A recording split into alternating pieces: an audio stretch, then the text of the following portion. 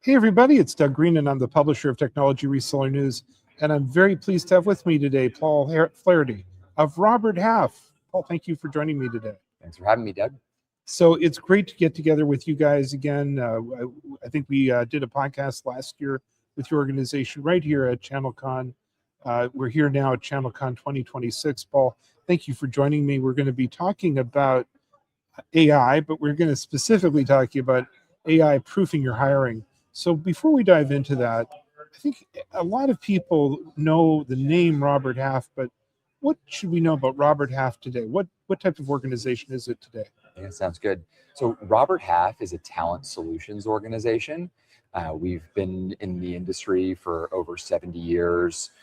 We were the first and still the largest specialized staffing firm. My role with the organization is overseeing our technology talent solutions operations in the Southwestern United States. And so it's a comprehensive organization that focuses on solving skills gaps and workload-oriented solutions for customers, whether it be through project-based staff augmentation or full-time hiring, as well as consulting services. So let's get it right into this.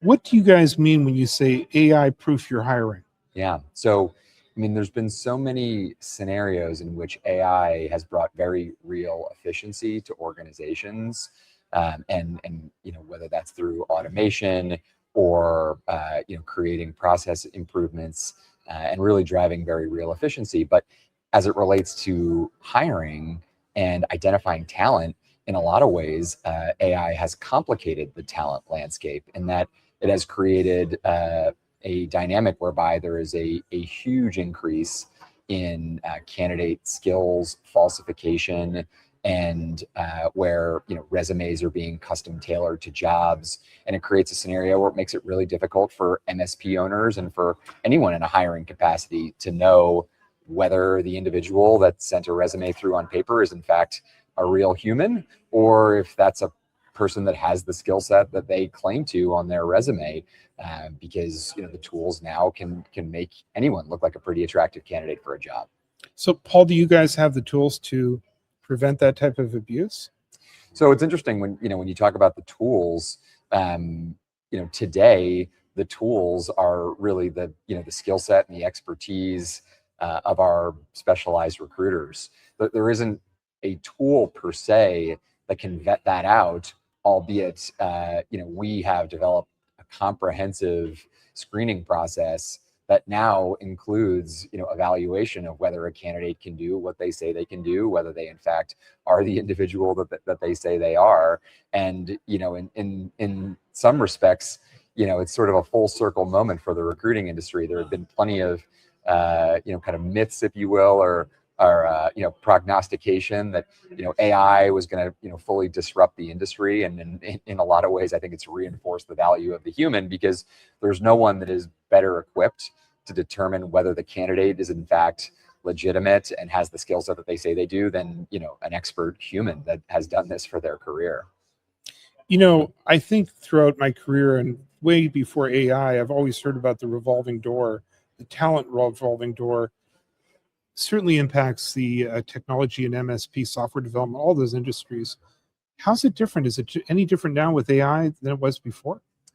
I think that there's been some fairly high profile staff reductions associated with AI. However, there was a great deal of press around what was perceived to be this kind of pending jobs apocalypse, right? Where AI would come in and just wipe out wide swaths of employees, but rendering their jobs obsolete by virtue of the fact that the AI could do the same job, and that really hasn't proven out to any major degree. I mean, there certainly is efficiencies that have been created, which we've already discussed, but I think the notion that your job will be eliminated by AI is less the reality and more that your job is potentially at risk to someone that has a greater ability to harness and leverage the AI.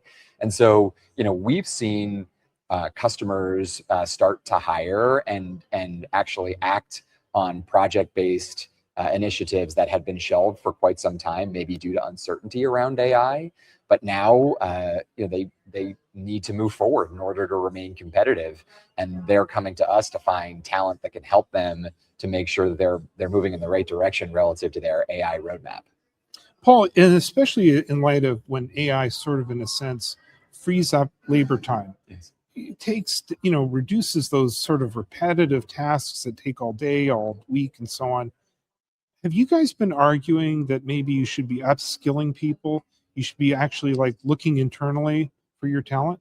Well, I think that's a particularly relevant question in the context of MSPs, because, in the discussions that I've had since I got to the conference, you can tell that, retention of your best talent, and making sure that you've got the right team on the field is as critical now for MSPs as it's ever been, especially as they grow. And an MSP isn't always going to win the battle for talent as it relates to compensation. There's always that kind of delicate balance that they're trying to strike between, doing something really well and doing it profitably. And I think, one of the best strategies an MSP can take is to be proactive relative to their talent acquisition, forecasting where they're going to have upcoming needs, and hire for someone that has the ability to grow and develop. But of course, you need to have that upskilling plan in place. But I think that's as strong as a retention lever as compensation can be in some instances. So, as we start to wrap up our very short podcast today, is that part of the mix of recommendations you're telling the MSPs right now? Absolutely. We are telling them that you've got to be really thoughtful about your talent strategy. It can't be reactive. It needs to be proactive. You need to have a streamlined process whereby, you're not encountering unnecessary roadblocks that would lead you to lose, the time battle relative to another organization that may be competing for the same talent. You have to think about, compensation holistically. It's not just about base salary, but base and bonus and flexibility. Flexibility continues to be paramount for talent and influence their decision-making processes. But, I think when a candidate feels like they're being invested in from an upskilling perspective and they see the future path, because that's something that you're proactive about discussing with them, it's easier for them to want to stick around and have a long-term career with that organization. Paul, I really want to thank you for joining me today. A very quick podcast. Thank you for taking time out here at ChannelCon 2026. Where can we learn more about Robert Half and the services you offer the MSP channel partner community? Absolutely. So you can either go to our website, which is roberthalf.com, or you can search for a local branch office on the internet. We have over 300 offices, as I mentioned. And so, the likelihood is there's a brick and mortar Robert Half office with human beings that go in there every single day doing that work. And so we are very locally specialized, and that's really helpful for both companies seeking talent in a local market and candidates seeking. Thank you very much indeed. Thank you.